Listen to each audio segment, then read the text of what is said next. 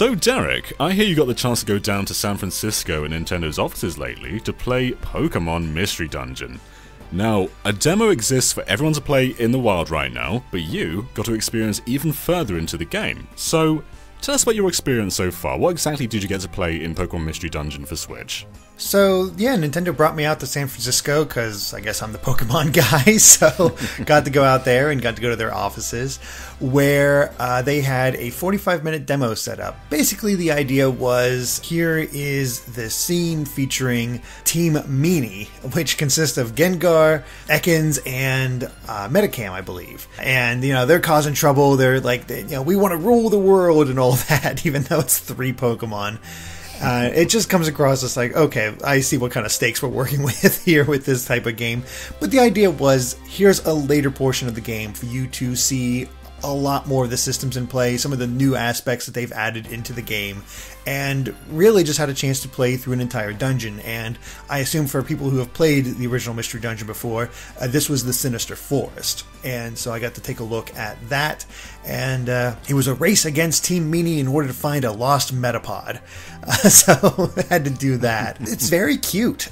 That's the thing. It's a very adorable game. It feels very young skewing in how everything is presented, but the mechanics of play I can see being kind of complex as you go further on. There's a lot of item management and figuring out the best way to do things, and it's not that bad, but I can see it being a little bit more complex than the kind of story that I'm seeing here. Like, the bad guys are called Team Meanie. That's like okay. You gotta love it. Yeah. I mean, we're not the biggest Mystery Dungeon guys out there, but both of us played the demo and had some fun with it. I mean, the aesthetic is lovely. But I want to know, did you get a grasp of how fun this game is from this demo than you did with the initial opening of the game demo that came out last month? Yes, I actually did. I can see where a lot of the fun comes in, because now I'm at the point where I can recruit Pokemon, I can increase their stats, I can go through bigger dungeons that require a bit more strategy in order to collect everything and see everything and get all the best items and go through, and you can really figure things out. I did get a better sense of what the entire game is going for and kind of where the challenge comes in. So yeah, I started things out. We got that mission to rescue the Metapod, and Nintendo told me to go check out the bases that they had set up. And basically, bases are where other Pokemon hang out. So you can actually recruit Pokemon while you're going through the dungeons. Sometimes there'll be ones that are exhausted and they need a little bit of food, so you give them food and they'll join you. Or you'll beat some and they'll be like, you know what? I like the cut of your jib. I'm going to join you and actually be on your team. And at the end of the dungeon, if you have a camp for them, then they'll actually join you permanently, and you can use them and fill out your team. Because you're allowed to take in 3 Pokemon of your own and build your team from there as you go through. I think that's what they said. At least at this point, I know that for a fact. I was only able to take in 3. So my team initially was Pikachu, Bulbasaur, and Metamite. And I was going through, and I just kept recruiting Pokemon after Pokemon after Pokemon. And one of the new things they introduced was there was previously a limit of 6 Pokemon that you could have on your team as you're going through the dungeon in the original. But now they've increased that to 8 Pokemon. And so you can have like a whole crew rolling through these dungeons and just destroying enemies. It felt kind of good to just roll through like that. It was really neat. But the other cool thing is they have these hidden abilities. So before I jumped in and just had my team of 3, I gave these special, I think it was like rainbow candies or rainbow sweets or something like that, that increased a random stat of the team that you're working with. And when I did that, for them, I was extremely lucky during my playthrough, because I got a hidden ability, rare ability I guess it's called, for all 3 of my main Pokemon. So wow. It was nuts. Like, Metamite increased my XP for the entire team. Pikachu made it so it had an easier time recruiting enemies, like they'll be more likely to join you as you beat them. And I forget what Bulbasaur's did. I think it was like a pass-through or something like that. Just something really useful. And then it turned out all the Pokemon that I was recruiting as I was going through also had really rare abilities. So I had this stacked team just powering through this. They said they did not see anybody have as much luck as I did. playing through this, and it felt really good. Now, you can still only fully control those 3 Pokemon, because you can swap between them at any time and use their abilities. And it's handy too. If you've never played Pokemon, they have like symbols next to their attacks where this isn't effective, this will be super effective, this is normal effective, that kind of thing.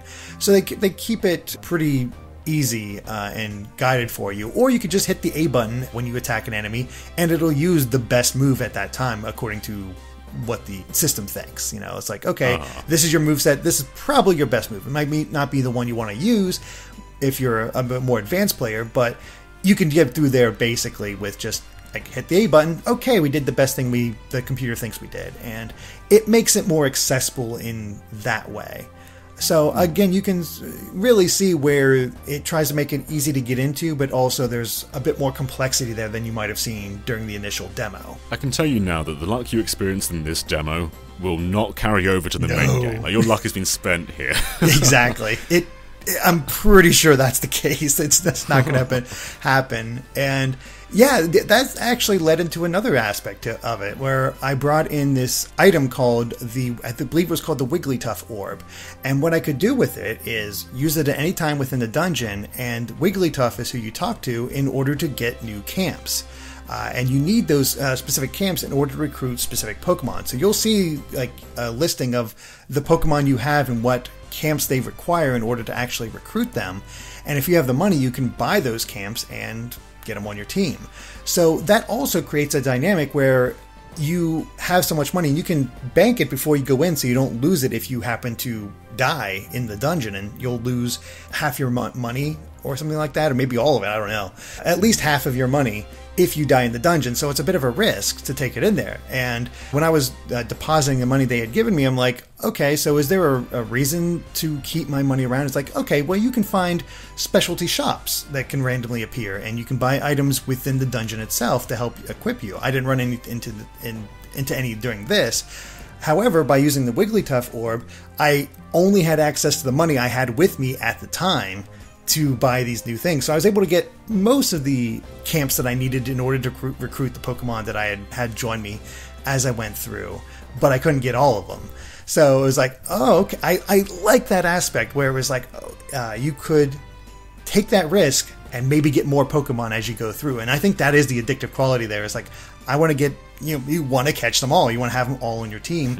And then you can really choose who comes with you on these dungeons. And the great thing that they told me that I did not realize is that you don't need to have the team that you have with you at all times. Like, you might have turned into, in my case, a Mudkip, or in this demo, a Pikachu. You don't need to take your main character into these dungeons. You can take in whoever you want, unless that dungeon, I guess, is more story-based, and you need your actual Pokemon for it. But otherwise, for other extra dungeons, you can take in a team of just your favorites and run through that way, which I like the openness of that. One thing I am curious about, and I'm not sure if you can answer this with just your time with the demo, but do you think the quality of life improvements, like having 2 extra Pokemon in there, or being able to just automatically make your way through the dungeon, do you think that can make the game a bit too easy? Like, does it find the right balance of accessibility, or does it sometimes just skew the difficulty in a much, a more unbalanced way?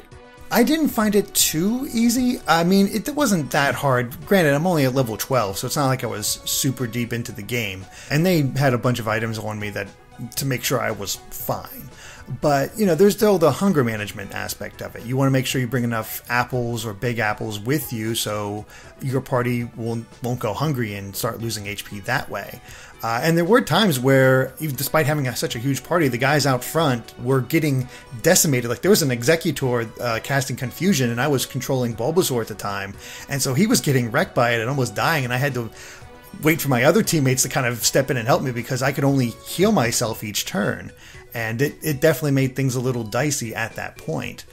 So there is still some difficulty to be found there. It's not, I wouldn't call it super hard, but it makes you think at certain points. Now, granted, I did get to a boss fight, and because I had so many characters with me, I had them surrounded and we just stomped them.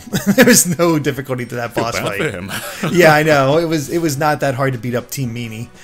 We got through them pretty quickly, even though they were hitting pretty hard and all that, but I just had so many Pokemon with me. And another new quality of life improvement they've included is that if an ally gets low in health, another ally will offer up to take their turn in order to heal them with one of your items. So rather than having to waste one of your turns, which you had to do in the original game, they did it and you were still free to choose other things to do. So it's just another aspect of making the quality of life a little bit better, making things a little bit smoother. And I don't know yet if it's made it too easy. It's really hard to tell from this demo, but I could see where challenge still came in, because you really do have to know what items you want to bring with you, what you want to prepare for, and go from there. And it sounds like a lot of this stuff is kind of optional. You don't have to go for these new features. You can ignore them if you want to. But they do sound like they're kind of incentivized, though. Though, I gotta say, when I first played this demo, the public demo, I found the visuals just strikingly beautiful. This is a visual style I've never seen in Pokemon before. And it kind of brings to life the illustrations from the original artwork for this game. What was it like seeing that further on into the game? Like, does it get even more varied with their locations here? I mean, with the Mystery Dungeon gameplay, you still had sort of the basic ideas there, and it was fine. It looked fine. I mean, it looked good as could be, but the cutscenes and different places you visit outside of the dungeons, I think that's where the art style definitely stands out the most. Like, I visited a camp, and that had Meditite in it. I think I'm screwing up his name, but who knows? The little magnet guy. Magnemite. Oh my gosh, there we go. I've been screwing up this entire time. I think you're saying Meta Knight, as in like the Kirby character. I might have been saying that. I've had a lot of trips lately, and I apologize. I'm very tired. But yes. Anyway, got to his camp, and you could see like this power plant aspect, and they have this artwork, and they even have the option to like just look at the artwork. They allow you to admire it, and it does look really nice.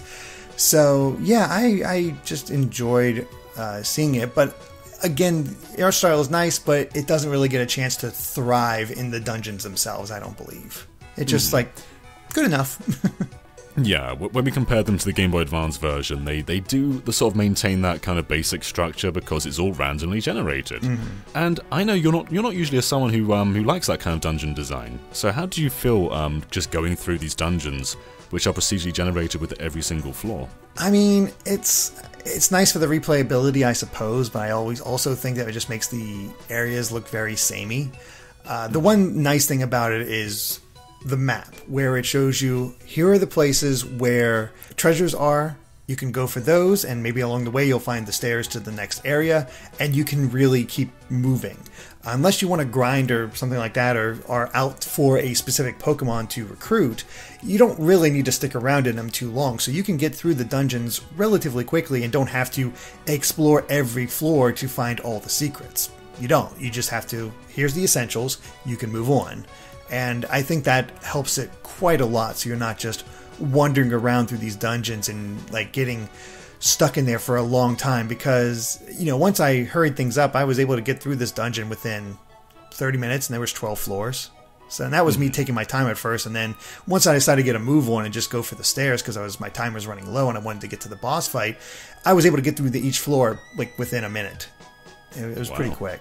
I know in the debut trailer there were some Pokemon who weren't in the original game. In your demo time, was everyone from Generation 3 and backwards, or did you encounter anyone from later generations? I believe everybody was from Gen 3 and before. Nothing new there. They have confirmed, of course, that Mega Evolution is in the game, which is new, but they didn't say anything about any Pokemon beyond those first 3 generations. That makes sense. Alright. Was there a particular quality of life improvement that really stood out to you? So you've gone over having like more Pokemon and being able to traverse dungeons a bit easier, but was there something that just really set this apart from the original game? Well, I haven't played the original game, so it's hard to say, but the one that stuck out to me probably the most is the fact that other Pokemon will offer up to help you. And you'll be like, all right, oh no, I'm in trouble. And then he's like, hey, I'll help you if you want. You can say no, but you can also say yes and save your butt a little bit. And it just kept the battles moving pretty quickly. It was a good time. I'm still not fully sold on the Mystery Dungeon games. It's just such a different gameplay than I've ever played before in any game. So we'll see how it all goes. But I can see the potential much more now after this demo. I know a lot of people are just emotionally attached to this series because they played it as kids, and I know they have a very emotional, sort of gut-punching ending.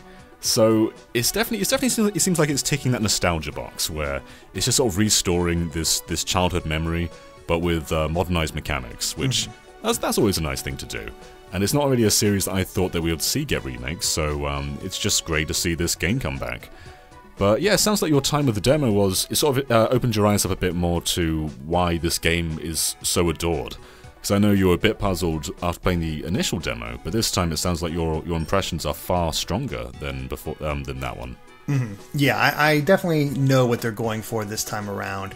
I can see why people kind of get into it. And the nice thing is they talked about this aspect where if you just want to blaze through the main story of the game, it'll take you maybe 15, 20 hours. But if you want to do everything, that's when you get your 40, 60 hours. Like if you want to recruit every Pokemon or go through the most secret dungeons, unlock all that, that's where a lot of the extra gameplay comes in. But the main story should only be about 15 to 20 hours, which is nice. It's definitely refreshing. Yeah. But yeah, it sounds like a great game overall. And yeah, I haven't played it. I haven't really played the original much either, so I'm kind of intrigued just to check this one out for the first time. And yeah, I've not really had that much experience with the entire series, to be honest. I tried the 3DS, I think it was Super Mystery Dungeon, and it was fine, but I think the original one's the one that people really have fond memories of, so it'd be fun to go back and see like exactly what makes this one so fun. Yeah, I'm very curious to see how it all turns out and whether it can turn me into a Mystery Dungeon fan. We'll see. Alright, any other thoughts on Pokemon Mystery Dungeon? I believe that's it. I can't think of anything else the demo really showed. It was just a very tight, like, here's all this aspect, here's what you can do within the dungeon. Show me a bunch of the different ideas they had, and it was a good time. Okay. Well, I guess we'll be covering this game very shortly for the review, so stay tuned for that. But until then, you can like us on Facebook and also follow us on Twitter. And for a lot more on Pokemon Mystery Dungeon, be sure to subscribe to GameXplain and ring that bell for a lot more on Pokemon Mystery Dungeon and other things gaming too. Until next time, bye!